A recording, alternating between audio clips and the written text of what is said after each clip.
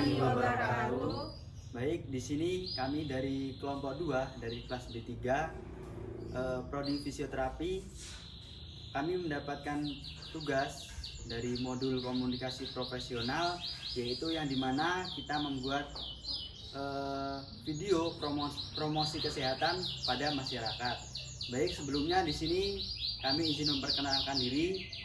Dari saya, nama saya Rahmada Hidayah, NIM saya 2210301101, asal saya dari Lampung, dan rekan saya Nama saya Maria Yusufina Arinit, NIM saya 22103011109, saya dari Nusa Tenggara.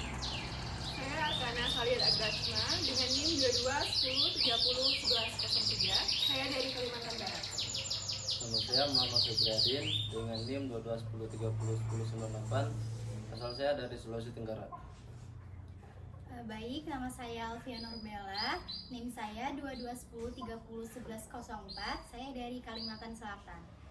Dan saya Fathana Haswaini dengan NIM 2210301099. Saya berasal dari Riau. saya Alif Haikal Lutfi Makalalap, NIM 2210301100 dari Sulawesi Utara. Baik, berikut video dari kami, semoga bermanfaat. Cekidot.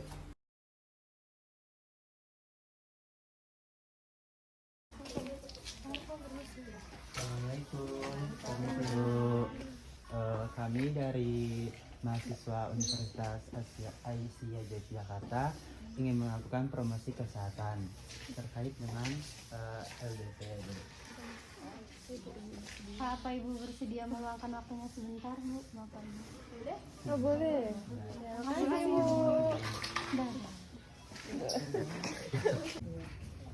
Di sini kami ingin mempromosikan kesehatan tentang low back pain. Kalau dalam bahasa klinisnya itu low back pain. Kalau umumnya itu nyeri punggung bawah. Gejala klinisnya itu ditandai adanya nyeri, terus rasa pegal atau perasaan tidak nyaman pada punggung bagian bawah. Biasanya juga nyerinya itu dari punggung sini sampai lutut. Itu saja. Bagaimana nyeri punggung bawah bisa terjadi? Kayak gini, Bu. Ibu biasanya kadang kalau bawa gas, tanpa bawa gas itu nggak boleh langsung ngambil gini, Bu. Harus jongkok dulu, baru diambil gitu. Nyeri pinggang juga bisa karena Ibu contoh kurang air minum, jadi Ibu harus minum minimal sehari 2 liter. Terus Ibu juga biasanya kalau nyeri karena ini Bu tulang kropos, kalau bahasa kaminya namanya osteoporosis gitu. Terus selanjutnya, Bu, saya akan menjelaskan tentang resiko yang dapat meningkatkan nyeri pada punggung bawah. Yang pertama itu ada obesitas atau kelebihan berat badan. Pada obesitas itu biasanya ada tekanan pada bagian tulang belakangnya yang membuat si penderita obesitas ini sulit melakukan pergerakan. Pada kita umumnya itu kalau bergerak bisa sampai ke bagian belakang, bisa kita sampai ke belakang. Tapi pada pengidap obesitas itu biasanya mereka nggak bisa menghadap sampai ke belakang. Terus cara duduknya itu kalau kita kan kalau duduk langsung duduk aja kan, Bu. Kalau pengidap obesitas itu biasanya mereka duduknya itu kayak perlahan,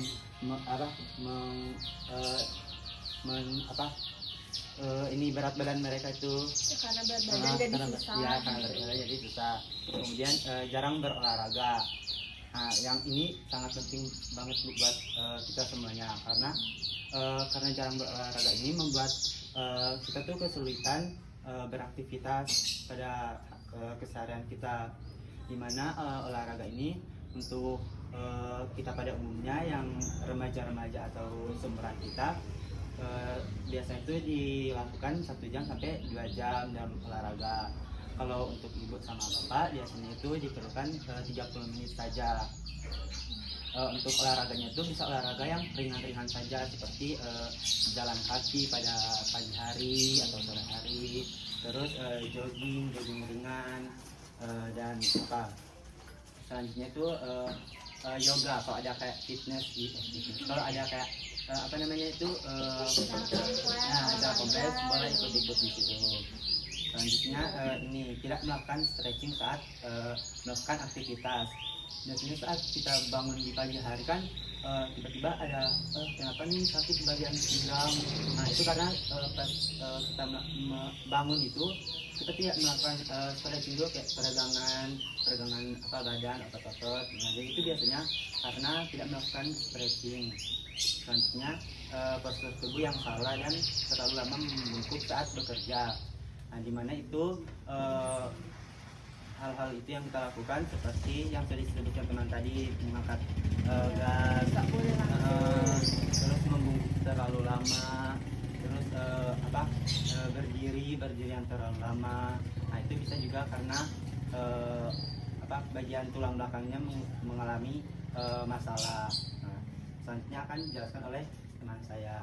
Ya, jadi Ibu Bapak untuk gejala dari nyeri atau pegal di area punggung bawah itu sebenarnya umumnya itu beda-beda ya Bu Pak, bervariasi setiap individunya. Tapi salah satu gejala dari nyeri punggung bawah itu salah satunya nyeri atau pegal di area punggung bawah. Biasanya itu dapat dirasakan hanya di punggung saja, tapi bisa meluas Bu, bisa meluas ke bagian tubuh lain, misalnya dari lutut terus menjalar ke kaki seperti itu. Terus yang kedua itu ada kejang dan sesak otot di area punggung bawah atau panggul di bagian pinggul. Nah biasanya nantinya itu gejalanya tuh ototnya akan mengalami kejang atau dia akan berkontraksi tidak terkendali. Parahnya lagi biasanya kejang dari otot itu dapat menyebabkan rasa sakit yang luar biasa sehingga biasanya kalau kita nyeri itu sulit untuk bergerak seperti itu. Terus selanjutnya itu nyeri yang memburuk itu setelah lama duduk atau berdiri, biasanya pada posisi tertentu saat duduk atau berjalan itu bisa nyerinya itu dapat berkontraksi, tapi kalau misalnya membaik nyerinya akan membaik pada saat posisi berdiri atau berbaring. Terus biasanya kalau Ibu sama Bapak kalau misalnya berjalan atau jalan gitu, sering merasa nyeri nggak?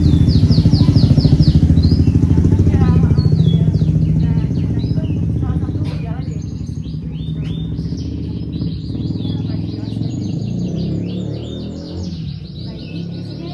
Tadi sudah dijelaskan pengertian, penyebab dan gejalanya. Di sini saya akan menjelaskan cara mencegahnya Bapak Ibu. Jadi kita kan lebih baik mencegah daripada mengobati. Cara mencegahnya itu bisa dengan olahraga secara teratur 3 kali seminggu minimal 30 menit untuk memperkuat otot. Olahraganya itu bisa olahraga kecil yang ringan seperti kata Mas Alif tadi, bisa jalan-jalan di sekitar komplek atau senam yang bisa dilakukan di rumah. Selain itu bisa juga menjaga postur tubuh yang baik, sama seperti juga yang dijelaskan oleh Mbak Hana tadi, melakukan gerakan itu secara benar. Contohnya tadi saat kita mengangkat gas gitu, mungkin bisa dicontohkan oleh teman saya bagaimana caranya yang benar gitu Bapak Ibu. Berarti ini Bu yang Ini benar tuh contoh yang salah dulu. Contoh gerakan yang udah salah. yang salah tuh langsung Nah, begini. ini akan menekan di jadi tumpuannya ini akan di punggung Bu. Jadi ini yang menyebabkan kita sering nyeri di bagian punggung. Nah, yang benar itu adalah gerakan seperti ini. Nah, kita itu bertumpunya di kaki. Masa naik. Nah, di tumpuannya di kaki, jadi tidak di punggung Bapak Ibu seperti itu. Ya, untuk mengurangi. Nah, selanjutnya latihan untuk mengurangi nyeri itu mungkin bisa melakukan beberapa gerakan jika sudah terjadi. Jadi jika sudah terjadi, cara kita menguranginya itu bagaimana sih gitu Bapak Ibu. Mungkin bisa dicontohkan teman-teman beberapa gerakan yang bisa mudah dilakukan untuk di rumah. Nah, gerakan pertama kan kita lakukan kayak gini selama ya 8 sampai 10 detikan lah ini. Terus Hitung itu ya Mas. Iya. Iya, di dua, 8 gitu ya. 3, 8 kali. Nah, terus bisa juga bisa juga gini Bu, gini biar otot-otot yang ini sampai ke pinggul tuh enggak Usahakan ketarik gitu. usahakan sampai ini Bapak Sampai Ibu. sentuh ibu jari. Kalau nggak bisa sampai nggak bisa, mata sampai kaki di- aja. Nah, terus gerakan selanjutnya bisa begini Bu, Nah, gini Bu. Ini diangkat kepalanya, terus bagian pinggulnya ini agak ditekuk ke bawah. Bisa juga dengan gerakan gini Bu, ini agar saraf-sarafnya bisa langsung lurus gitu Bu, udah longgar, udah tegang. Nah mungkin itu saja.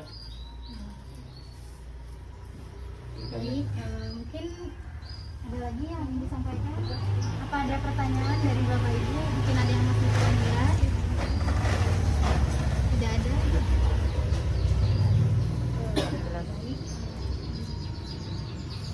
Jadi terima kasih sudah meluangkan waktunya.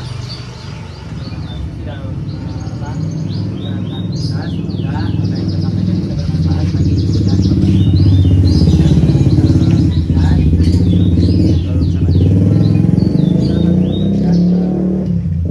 Mungkin ini bisa untuk jadi pembelajaran dibaca di rumah gitu.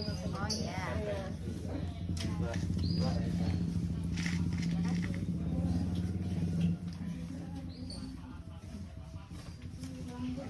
Tadi nggak kedengeran apa. Jadi terima kasih sudah meluangkan waktunya Bapak Ibu sekalian. Semoga bisa bermanfaat untuk kita semua dan bisa menjalaninya dalam kehidupan sehari-hari. Terima kasih. Assalamualaikum warahmatullahi wabarakatuh. Waalaikumsalam warahmatullahi wabarakatuh. Ini sebelumnya kami ada Iya. ini Bu, maaf. Seadanya Bu. Seadanya ya. Iya. Terima kasih.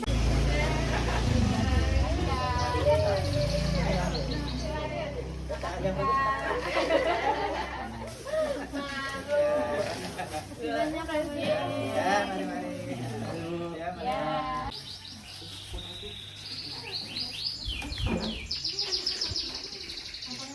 Rama nggak ada loh.